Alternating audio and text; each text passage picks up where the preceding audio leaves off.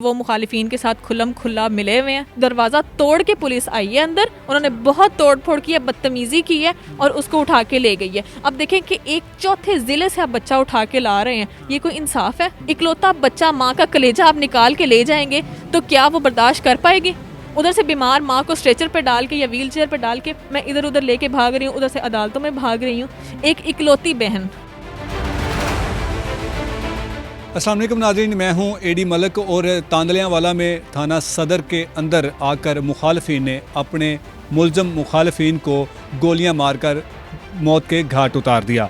मेरे साथ उन मरने वाले 3 मकतूल भाइयों की चचाज़ाद बहन मौजूद है जो आपको खुलकर और तफसील के साथ बताएंगी कि किस तरह से ये वाक़या पेश हुआ और इस वाक़े के फ़ौरी ही बाद पुलिस ने इस वक़ूए की जो FIR थी, जो मुकदमा था, वो अपनी मुद्दत में दर्ज करके उसको मट्टी डालने की एक किस्म की कोशिश कर लें कि इस तरह से वो किया गया। लेकिन इस बहन ने थाने में खड़ी होकर ये पुलिस को ललकारा और पुलिस को ये मुखातब करके कहा कि अभी इन मकतूलैन के वारिसान ज़िंदा है और हम अपने भाइयों का भी बदला लेंगे। आपकी एक वीडियो बड़ी वायरल है कि आपने थाने में खड़े होकर कहा कि पुलिस कैसे मुद्दई बन सकती है, जबकि हम मुद्दई हैं, हमारे अपने प्यारे जो है वो बेमौत मारे गए हैं। तो उसके बाद ये जो मुकदमा है जो पुलिस की मुद्दत में दर्ज किया गया, क्या इसकी मुद्दत तब्दील हुई? जी, अभी तक तो तब्दील नहीं हुई है और ना ही FIR लॉन्च हुई है। अभी तक FIR लॉन्च नहीं की गई है। कोई लोगों ने कोई दरख्वास्त दी FIR के लिए? जी, दरख्वास्त दी हुई है हमारे वकील साहब ने प्रॉपर तरीके से, और अभी तक FIR लॉन्च नहीं की गई। क्यों, वजह क्या है कि अभी तक FIR लॉन्च नहीं की गई? ये सवाल तो फिर पुलिस से करना चाहिए ना कि आखिर उन्होंने ऐसा क्या सोच के रखा हुआ है कि अब उन पे FIR क्यों नहीं दर्ज कर रहे ये लोग। इसका मतलब तो साफ वाज़े है ना कि वो मुखालिफिन के साथ खुल्लम खुल्ला मिले हुए हैं, मुलव्विस हैं उनके साथ। अभी आपके 3 भाइयों को पुलिस की कस्टडी में, हिरासत में, थाने की हवालात में कत्ल किया गया है। वैसे पुलिस कस्टडी में मुबैना पुलिस मुकाबले तो हमने देखे हैं, लेकिन ये थाने की हिरासत में मुखालफिन को मुखालफिन ही कत्ल कर दें, ये कोई पहला वाक़या हमने देखा है। तो इसको आप क्या देखते हैं कि किसने सहूलतकारी की है या फिर किसी को पता ही नहीं चला और मुखालफिन ने आके ये काम किया? देखें कि पुलिस ने मजम्मत करने की कोशिश ही नहीं की गई। आप पूरी CCTV फुटेज देखें तो उसमें पुलिस कहीं नज़र ही नहीं आ रही। कहीं से तो नज़र आए, कहीं से तो पता चले कि पुलिस ने उनको बचाने की कोशिश की। वो आराम से बिल्कुल कैट वॉक करते हुए आए हैं और कैट वॉक करते हुए जा रहे हैं, ठीक है, और आराम से वो फायरिंग करते हुए जो है ना वो जश्न मनाते हुए यहाँ से गए हैं। जब कत्ल उन्होंने कर दिए हैं ना तीनों, उस वक्त जब निकल रहे हैं ना पुलिस स्टेशन से, तो उस वक्त वो फिर फायरिंग करते हुए ना सामने से जा रहे हैं आराम से। पुलिस ने कोशिश तक नहीं की उनको रोकने की या उनको पकड़ने की, ठीक है, वो आराम से उनके हाथों से फरार हो गए हैं। क्या आपको लगता था कि अगर पुलिस कोशिश करती तो किसी को बचा सकती थी? जी, बिल्कुल बचा सकती थी। अगर देखें कि एक चीज़ आपके पास अमानत पड़ी हुई है, ठीक है, उसकी हिफाजत के जिम्मेदार आप हैं, तो आप गफलत की नींद कैसे सो सकते हैं? इतनी सारी पुलिस की नफरी है, वहाँ पे कोई भी पहरा देने के लिए नहीं था क्या? ये तो सवाल पुलिस की कारकर्दगी पर खड़ा होता है। तो इसीलिए तो इसी चीज़ का तो मैं सवाल उठाती हूँ कि आखिर ये सारे के सारे उस वक्त कहाँ थे? मेरे भाइयों को उन्होंने कत्ल कर दिया, मेरे सारे के सारे घर उजाड़ के रख दिए। आपके भाइयों का कसूर क्या था? किसको कत्ल किया था और ये कत्ल कब हुआ था जिसके मुकदमे में आपके भाइयों को पुलिस ने गिरफ्तार किया हुआ था? जो सबसे पहला वक़ूआ हुआ था ना, वो डिफेंस में किया गया था। ठीक, किस्म का डिफेंस?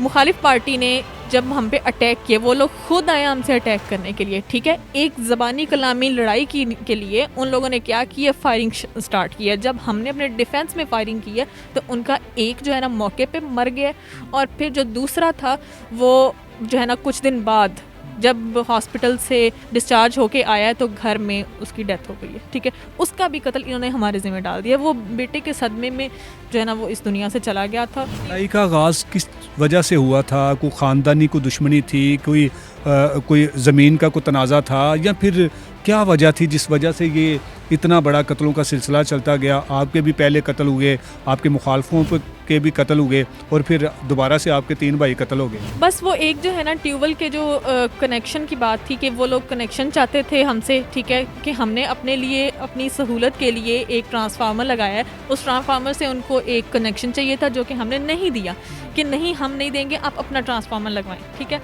यहाँ से हमने जो है ना एक अनापरस्ती की बुनियाद रखी, उन्होंने गालम गलोच की, बदतमीज़ी की, लड़ाई की। ये जो मुखालफिन थे आपके, ये कोई इतने बाअसर थे कि इस तरह कुछ करते रहे वो?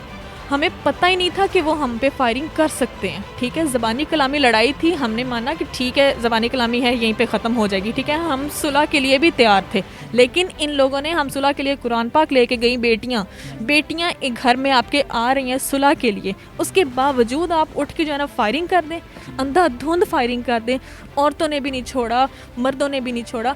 हमारे लड़कों की ये एक अच्छी आदत है कि उन्होंने कभी औरत ज़ात पे हाथ तक नहीं उठाया, तो वो फायर कैसे कर सकते हैं। ये जो आपके 4 भाई गिरफ्तार थे, इनका कितना कसूर था?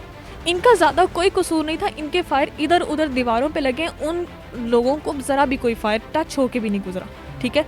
ये लोग डिफेंस में फायरिंग कर रहे थे। जैसे ही इमरान आया कि ओए मेरे भाइयों पे खुदकुश हमला हो गया, उस खुदकुश हमले को सुन के वो फ़ौरन से आया। उसने जब गुस्से में फायरिंग की है तो वो कत्ल हुए हैं, ठीक है।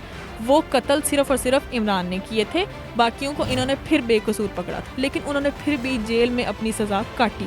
और भी जो है ना इन्होंने लोग उठाए, जैसे कि पाकपतन से मेरा एक इकलौता भाई है, ठीक है, हसन, उसको उठाया, दरवाज़ा तोड़ के पुलिस आई है अंदर, उन्होंने बहुत तोड़ फोड़ की है, बदतमीज़ी की है और उसको उठा के ले गई है। अब देखें कि एक चौथे ज़िले से आप बच्चा उठा के ला रहे हैं, ये कोई इंसाफ है? एक स्टूडेंट आया, वो सिर्फ अपनी माँ से मिलने के लिए आया है, इकलौता बच्चा, माँ का कलेजा आप निकाल के ले जाएंगे तो क्या वो बर्दाश्त कर पाएगी?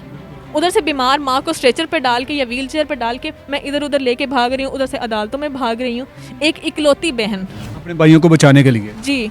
और जो है ना मेरे बाप पे एफआईआर, मेरे चचा पे एफआईआर, हर एक बंदे पे एफआईआर इन्होंने करवा दी है, जिनका कोई कसूर ही नहीं है। पूरे खानदान पर इन लोगों ने एफआईआर करवाई हुई हैं। बिल्कुल, सब पे एफआईआर कराई हुई है, एक एक इंसान पे चुन चुन के इन्होंने एफआईआर करवाई हुई है।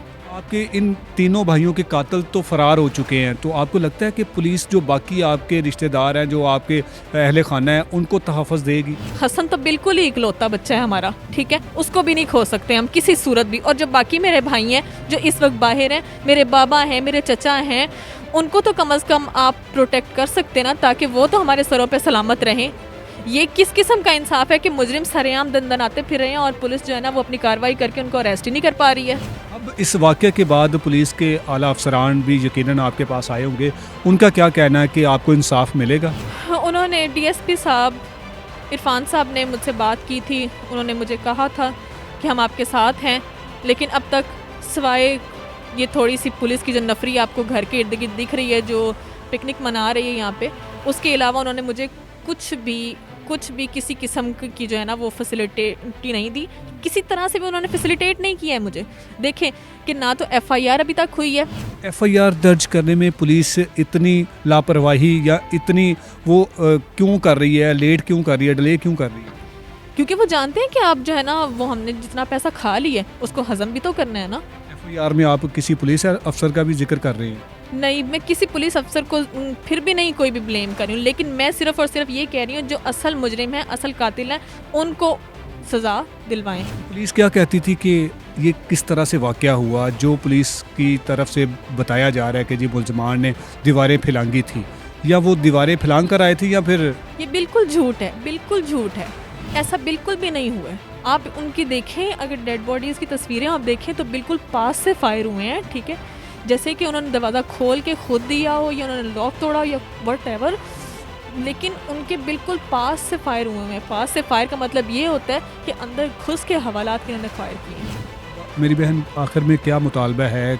एफआईआर आप लोगों की दर्ज नहीं हुई, 3 भाइयों को कत्ल कर दिया, बाकी फैमिली के जो लोग हैं उनको मुलव्वस किया हुआ है, क्या चाहती हैं? बाकी लोगों का तहफ़्फ़ुज़, इन भाइयों को इंसाफ, या फिर क्या? मेरे इन भाइयों के खून को रायगा ना जाने दिया जाए, इंसाफ चाहती हूँ मैं, और एफआईआर करवाई जाए, हमारे भाइयों को इंसाफ मिल सके और जो बाकी बाहर हैं उन सब को प्रोटेक्शन दी जाए। नाज़रीन, ये हमारे साथ इन तीनों मकतूल भाइयों की बहन थी, जिसने अपने भाइयों के इंसाफ के लिए ये अहद किया है कि मैं अपने भाइयों की प्रोटेक्शन भी चाहूँगी और इन 3 भाइयों के बेईमाना कत्ल का इंसाफ भी चाहूँगी। अब देखना ये है कि हमारे जो हुक्मरान हैं, हमारे पुलिस के आला अफसरान हैं, वो इस पर क्या करते हैं। अभी तक इन 3 भाइयों की जो एफआईआर है वो इनके मुताबिक पुलिस ने दर्ज नहीं की। इसके पीछे क्या वजूहत हैं ये तो पुलिस ही बता सकती है, लेकिन पुलिस इस वाक़या की ना तो अभी तक मजम्मत कर सकी है और ना ही कोई उस पर कोई हतमी किस्म का